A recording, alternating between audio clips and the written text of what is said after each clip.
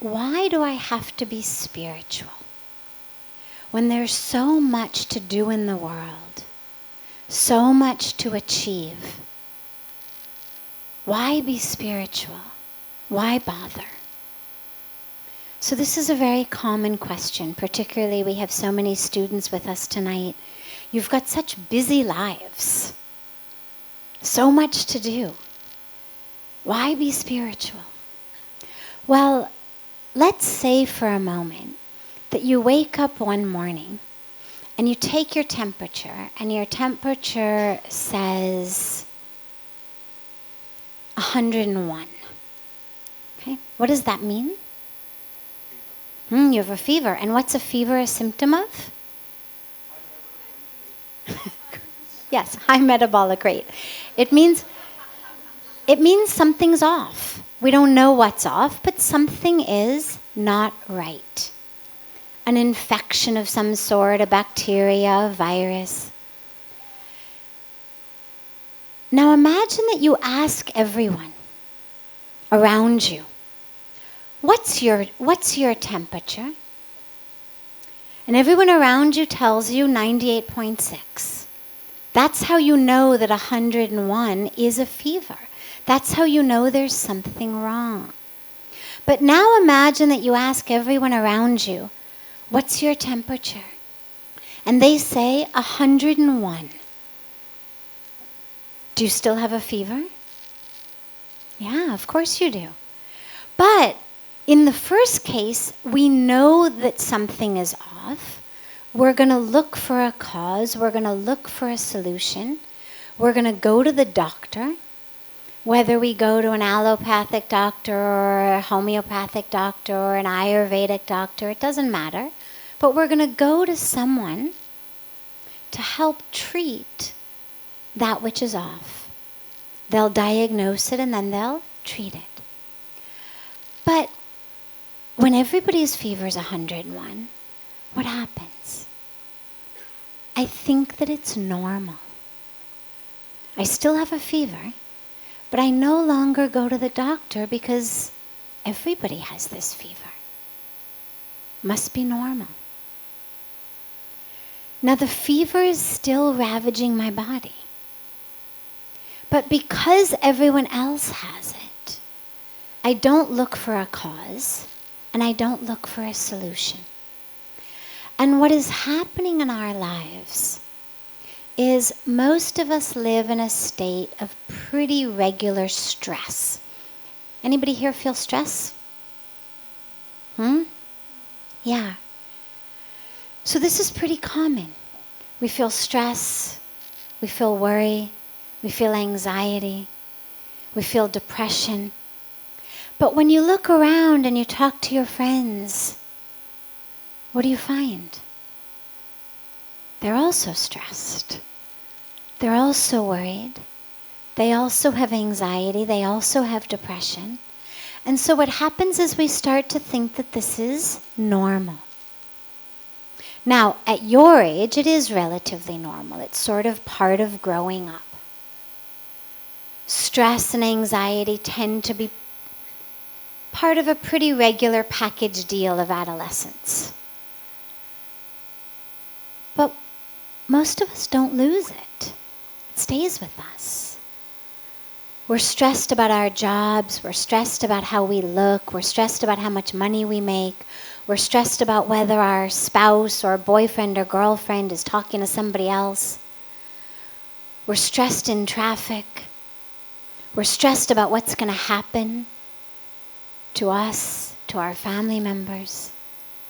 We're stressed about so many things. And what spirituality does is it helps bring that temperature back to normal. It's what helps us get grounded, get centered, be able to stay afloat in the waves of life. Has everyone here seen the ocean? Everyone here? Is there anyone here who has not seen the ocean? Okay. So what is there on the surface of the ocean? Waves, right. And what do waves do? Yeah, they wave. They go up and down, up and down, up and down. Now, if I live on the surface of the ocean, I'm going to go up and down, up and down. If my life is based upon my happiness, my peace, my centering, my joy, my emotional state, if that is based upon something that someone else does, how they talk to me, how they treat me, how they act, whether it's a friend, whether it's my boss, whether it's a colleague, whether it's a loved one, if I'm based on how they treat me, I'm going to go up and down. If my happiness and my joy and my peace and my meaning in life is based on interest rates or the stock market or my grades or my weight or how I feel about myself when I look in the mirror or how popular I am, I'm going to go up and down, because these things all go up and down in life. And when they're up in the right direction, we feel really good. But what does physics tell us? Everything that goes up has to come down. And this is the nature of nature. And so if I'm attached to the surface waves, if my life, my joy, my peace, my meaning in life, my fulfillment in life is hooked into something over which I have no control, and it's hooked into something that is on the superficial surface level, I may love the ups, but you can be very sure there's going to be downs. And this is what happens in our lives, and this is what causes stress. When I'm going up even, I'm always worried. What happens if it comes down? What if it comes down? And when it's going down, I'm always stressed anyway, always depressed. And so the answer to that, this is the point of the spiritual life. What the spiritual life does, it doesn't say get out of the ocean. It doesn't say don't live. It doesn't say don't enjoy. It doesn't say don't get wet.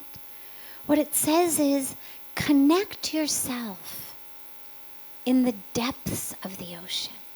Because in the depths of the ocean, there's no waves.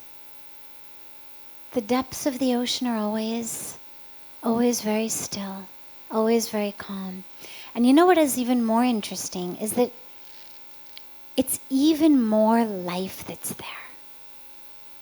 When you look at the ocean on the surface, it looks just water.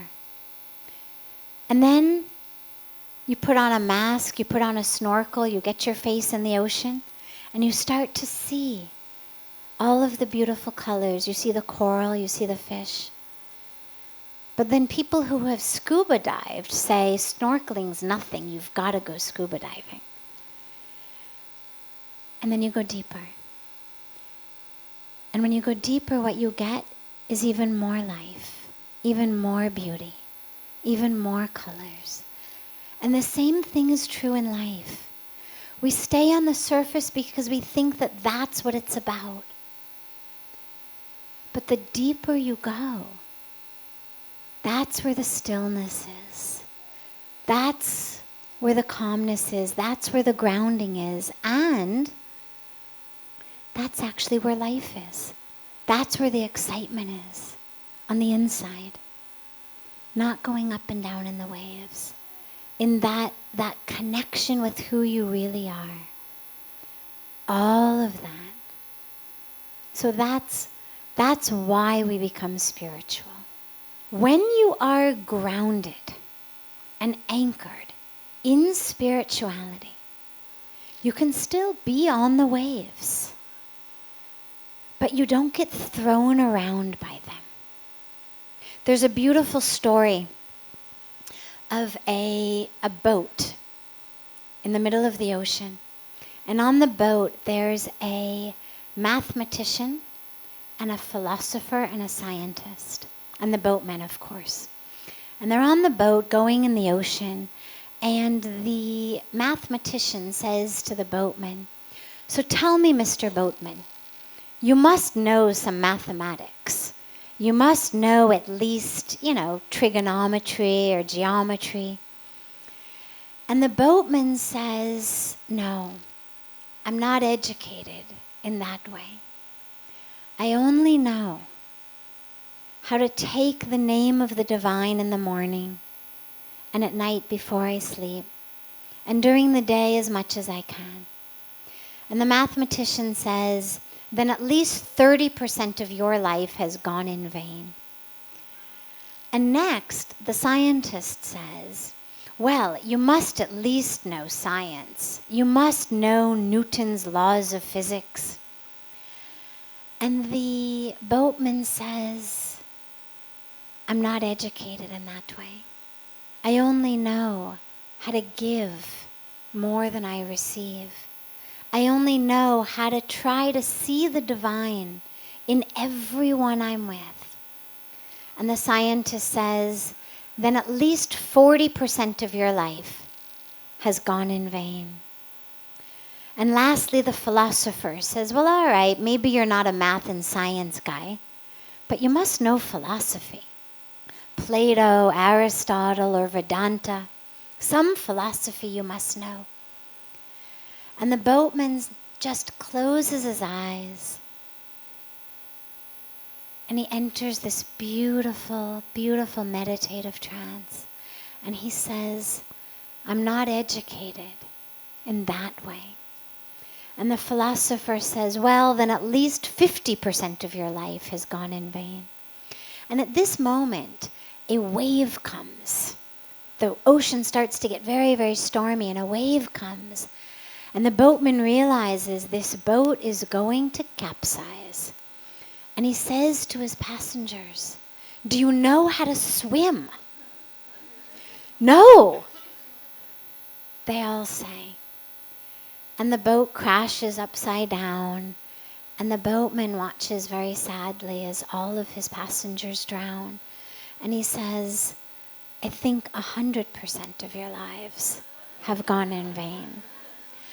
And I share this story very specifically about your question, because most of us focus our lives metaphorically on the math, the science, and the philosophy. We focus our lives on whether it's academia, whether it's our professional world, our career world. It's the stuff we're supposed to learn.